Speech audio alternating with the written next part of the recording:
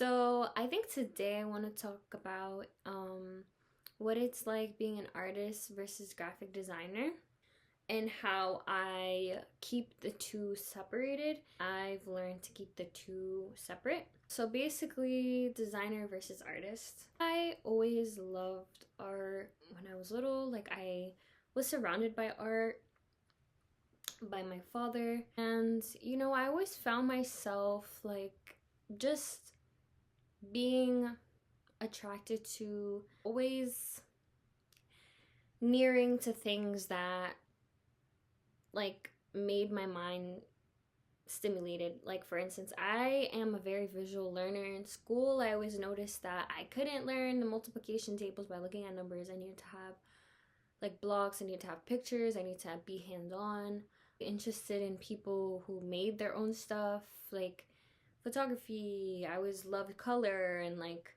I loved changing color. I loved wearing color.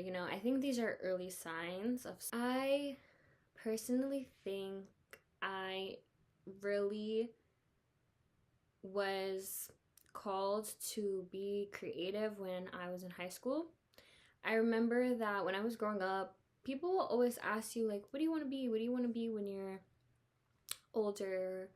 I never felt confident in my answers. Like, at first, I thought I wanted to be a doctor, and I do not do well with blood. I don't know how I told myself I was going to be a doctor, but I do not do well with blood. Vet, but I have allergies towards furry animals. So, and then I took this one class in high school. This one class. It was like a one class that was like different than the other ones, and they were offering it as an elective, and I was like, okay, let me see what this is about. Mind you, I had no idea what it was. It was called typography. So typography, if you guys know, it's the learning of lettering and how letters are formed, made, their anatomy of a letter, fonts, everything like Roman numerals, Times New Roman, serif, sans serif, that stuff. If you're a designer, the computer. I'm in the computer class, and like, I don't know what we're doing. But my teacher ended up being very cool, and aside from learning that, he also let us play with like this free site to learn how to make vectors. If you don't know what vectors are, they're basically how to make shapes from scratch, basically, like how you would do in Adobe Illustrator. I'm kind of going off rant, but I'm just trying to explain like the background of how this all came to be. But essentially, that got me into graphic design. So I'm not saying that graphic design is not a creative outlet, because it definitely is. Like, graphic designers versus artists, I know there is a debate in the art world or in the art industry, basically saying that designers cannot be artists, that it's not the same thing. As a person that loves to do art and design, I personally think that I would like to keep that ideology and that type of concept in my brain, or that theory in my brain, because I cannot put them together. I remember being younger and trying to incorporate art and design together all the time, and I did it. I made things. I made collages. I made stuff. Like, I feel like in the end, designers are used and utilized in the workplace and in the industry for one thing and one thing only. As a designer, you are looked for to basically communicate a message. Like, that is your goal. What purposefully creating an idea, mapping out a poster, an ad, whatever you're trying to communicate to the world something specific. And that is your job if you are hired as a graphic designer.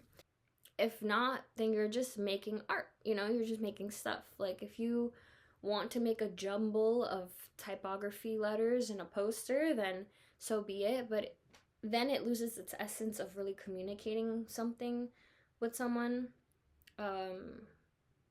for something specific, it becomes more abstract, and then it blurs the line of becoming like a art piece, you know? I still understand why it's such a hard thing to separate, and I understand why designers are like, no, like I could do both. I could do both. Like I understand wanting to do both, but I'm here to say that I think in as an artist who loves to do abstract paintings, it's okay to separate both. I went to school for design and I got my BA in arts. So I learned about everything art in the art world, and I loved it. I learned art history, I learned contemporary art, I learned woman art, I learned world art. I enjoyed everything, and it's important as a designer to reflect the times we are living in and create and communicate and design so that it lives in our world the way that we can understand it. And I think for me, it's healthier that I separate it so that I don't go crazy and I don't lose my mind trying to separate everything and trying to make everything cohesive, because when you're a designer, you have to try to make things as organized as you can. As an abstract artist, you can do whatever your heart desires. If I wanted to paint and I didn't want to communicate anything with the world, I don't have to, like that's the difference. Like when you are an artist, a freelance artist, you can make whatever you want. Not saying that as a designer, you don't make whatever you want. As when I'm painting, there's nothing going on up there. There's nothing happening up there. Just vibes and flowing. And I think that's why people try to separate it and say that it's not the same, because it's true. Like you don't have to have anything up here when you're painting. But with design, it's not about whatever looks good. It has to look good. Like it has to look good. Like it has to look in shape. It has to have balance, symmetry, movement, hierarchy, like all the things we learn as designers. Like we have to have those things, or else the message will be like lost, unless you're purposefully making something so that the reader can read and be lost, if that makes sense. And I think the perks of having those things separated is for your own sanity. Like design is a very old art form. Like don't get me wrong, we've been literally using letters and type since before. It's a tool, an artist, you can utilize your art to speak about something and use it as a tool as well, but you don't have to. Like I think that's why we should ultimately have some sort of boundary within ourselves, if you are both like me, to create for a purpose and to create just for creating, as I explained in my last video.